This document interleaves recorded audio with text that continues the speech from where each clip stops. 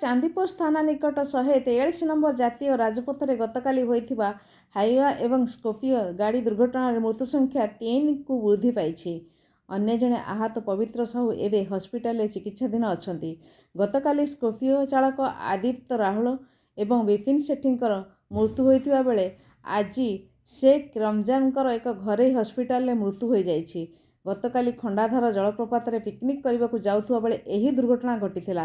Scorpio ଏବଂ Hyva ମଧ୍ୟରେ ମୁହାଁମୁହିଁ ଧକ୍କା ହେବାରୁ ଏହି ଭୟଙ୍କର ଅଘଟଣ ଘଟିଥିଲା। ସ୍କର୍ପିଓ ଭାରସାମ୍ୟ ହରାଇ ଡିଭାଇଡର ଡେଇଁ ରାସ୍ତାର ବାମ ପାର୍ଶ୍ୱକୁ ଡାହାଣ ପାର୍ଶ୍ୱକୁ ମାଡ଼ିଯାଇ ହାଇୱା ସହ ଧକ୍କା ହୋଇଯାଇଥିଲା।